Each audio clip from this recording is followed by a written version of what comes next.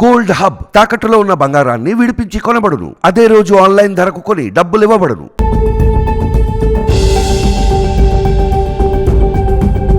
నమస్తే, welcome to మనం TV. నేను మీ ప్రియాంక. ఆంధ్రప్రదేశ్ సార్వత్రిక ఎన్నికల్లో ఎవరు ఊహించని విధంగా వైసీపీ ఓటమి పాలయ్యింది. చాలా తక్కువ ఓట్లు, సీట్లు వచ్చాయి. వైఎస్ జగన్మోహన్ రెడ్డి పెద్ద ఎత్తున ప్రచార కార్యక్రమాల్లో పాల్గొన్నారు.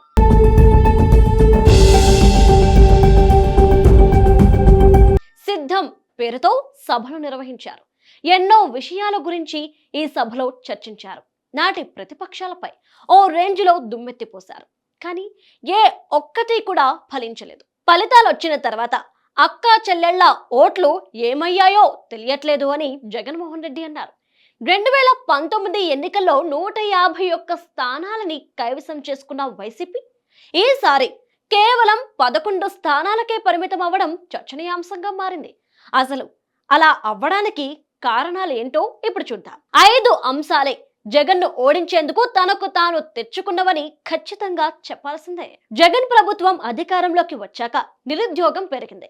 ఉన్నవారికి జీతాలు పెంచుతామని చెప్పి మాట మీద నిలబడలేకపోయారు. దాంతో చాలా మంది ఇతర రాష్ట్రాలకు వెళ్లి ఉద్యోగాలు వెతుక్కోవాల్సిన పరిస్థితి ఏర్పడింది.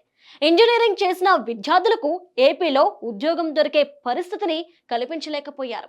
ఇదే యువతను దూరం చేసిందన్న వాదనలు ఉన్నాయి. ఇక పాలనలో జగన్ ఫెయిల్ అయ్యారు.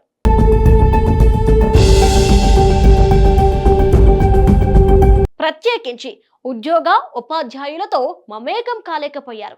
కోవిడ్ సమయంలో ప్రపంచమంతా ఆగిపోయింది. స్కూల్స్, కాలేజీలు నడవలేదు. ఆన్లైన్లోనే క్లాసులు నిర్వహించారు. అలాంటి పరిస్థితుల్లో కోవిడ్ స్కూల్స్ నిర్వహించాలి అని జగన్ ప్రభుత్వం ఆదేశాలు జారీ చేసింది. అంతేకాకుండా బయోమెట్రీ రూపంలో స్కూల్ కి వచ్చే టీచర్ల అటెండెన్స్ కూడా తీసుకుంది. దాంతో గవర్నమెంట్ టీచర్స్ వైసీపీ ప్రభుత్వానికి దూరమయ్యారు. నిరసన వ్యక్తం చేసిన వారిపై కొరడా ఝులిపించారు. వారి ప్రయత్నాన్ని పోలీసులతో బలవంతంగా అణగదొక్కారు. ఇక మూడో అంశం రాజధాని అమరావతి. విభజన తొలి ఏపీ సీఎంగా చంద్రబాబు నాయుడు ఎన్నికైన సమయంలో ఆంధ్రప్రదేశ్ కి రాజధానిగా అమరావతిని తీసుకురావాలని అన్ని ప్రయత్నాలు చేయడం మొదలుపెట్టారు. అందుకు తాను కూడా రెడీ అంటూ జగన్ నాడు చెప్పారు. కానీ జగన్మోహన్ రెడ్డి అధికారంలోకి వచ్చిన తర్వాత మాట మార్చారు. ఆంధ్రప్రదేశ్ కి 3 రాజధానులు అంశాన్ని తెరపైకి తీసుకొచ్చారు. దాంతో అమరావతికి భూములు ఇచ్చిన రైతులు ఈ విషయం మీద వ్యతిరేకత వ్యక్తం చేశారు. ఇంకా 2024 ఎన్నికల వైసీపీ మేనిఫెస్టో కూడా ప్రజలను ఆకర్షించలేకపోయింది. పెద్దగా మార్పులు లేకపోవడంతో అపోజిషన్ పార్టీలకు బాగానే కలిసొచ్చింది.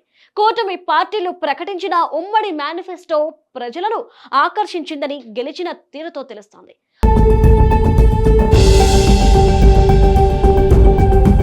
నూట 64 సీట్లను కూటమి కైవసం చేసుకున్నారు. ఓట్లు కూడా భారీగానే అందుకున్నారు.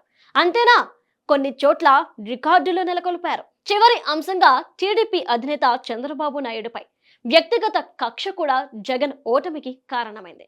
అధికారం చేపట్టిన తొలి రోజు నుంచే టీడీపీ సానుభూతి పరులపై దాడులు, కేసులతో ఇబ్బందులకు గురిచేశారు.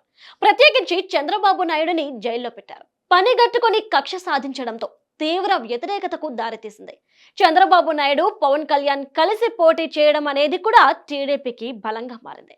ఒక దశలో చంద్రబాబుపై పెంచుకున్న కక్ష వైసీపీ శ్రేణులు సైతం కంటతడి పెట్టించింది. జగన్మోహన్ రెడ్డి పార్టీకి ఓట్లు తగ్గడానికి కారణాల్లో ఇవన్నీ ఒకటిగా మారాయి. అందుకే మళ్ళీ ప్రజలు జగన్ను కోరుకోలేదు.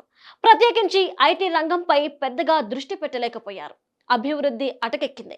కక్షలు, కొట్లాటలు, కేసులతోనే వైసీపీ ప్రభుత్వం కాలం వెళ్లబుచ్చింది.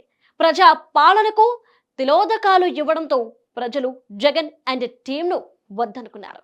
కూటమికి అవకాశం అందించారు.